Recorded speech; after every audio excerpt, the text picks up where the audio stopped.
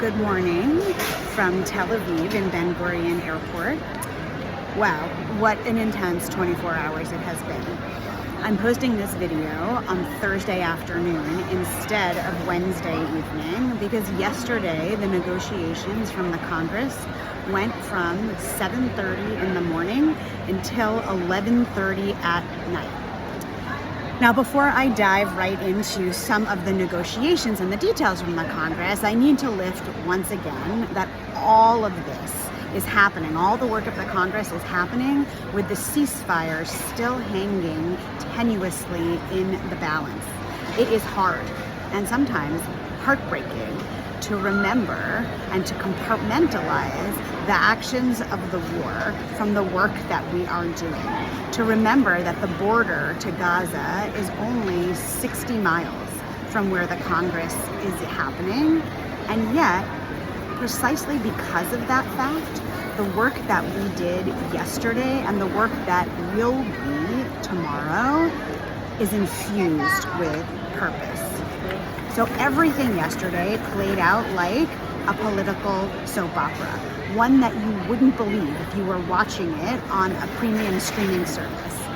Now, some of you may have been following the news about the deals, the surprises, the broken arguments, and I'll get into that in a moment.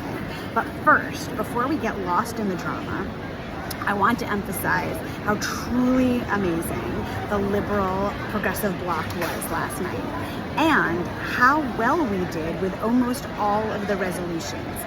Our voices and our values showed up loud and proud in the room last night, and so much of the work that we came here to do was accomplished through persistence, through strategy, and through excellent teamwork. I could not be more grateful and proud of the work done by all of our leaders and delegates from the URJ, the Union for Reform Judaism, ARTSA, the Association of Reform Zionists of America, and Artsenu, our World Zionist Organization Reform and Progressive Political Voice. In an extraordinary voting plenary last night, we secured resolutions in our favor for a wide range of areas, including establishing mental health support for those impacted by October 7th, supporting Hebrew programs throughout countries outside of Israel, embracing diversity of Zionist expression and banning hate speech in Jewish and Zionist communities, supporting the reopening of the egalitarian plaza at the Western Wall so that we can touch the Kotel, establishing support for an equitable draft system in Israel, something that's hugely at play right as I'm sitting here with protests happening in Jerusalem, increasing security support for liberal communities in Israel, helping to address issues of anti-Semitism in communities around the world, two things that we in Colorado know so well are surely very important, and safeguarding the cultivation of women's leadership in Jewish and Zionist organizations in Israel around the world. And so while you will hear about and read about the drama of the evening, I want to center that what we now get to work on for the next 5 years are commitments and programs that center inclusivity, support, and the healing of the Jewish people after 2 very painful years. So what happened yesterday?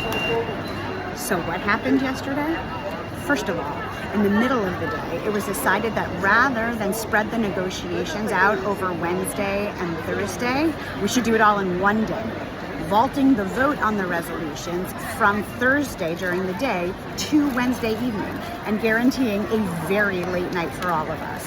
Furthermore, as I just described, the nature of some of those resolutions ensured a very contentious evening, with many of the resolutions hitting at strong dividing lines.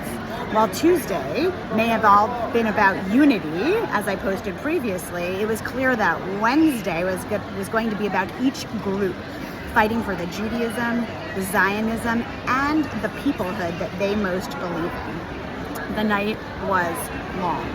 5.5 hours of passionate parliamentary procedure, and it wasn't always polite. There was angry shouting, challenging, shaming, walkouts, apologies, and deep disappointments on all sides. Some of what happened in that room displayed the very real divisions between the streams of Jewish life and will certainly continue to call us to evaluate and affirm our moral commitments. And then, at the end, we all sang together, not because the differences are all done, but because we could at least all recognize a common purpose, even if just for one moment. Is there continuing strife that has serious and wide-reaching consequences? Absolutely. If you would like to read about the historic power-sharing agreement that lasted just a few hours before being thrown into total turmoil by a truly chutzpahdik leadership appointment, read the articles in the section below this video. But for now, I bid you lahitraot from Ben Gurion Airport.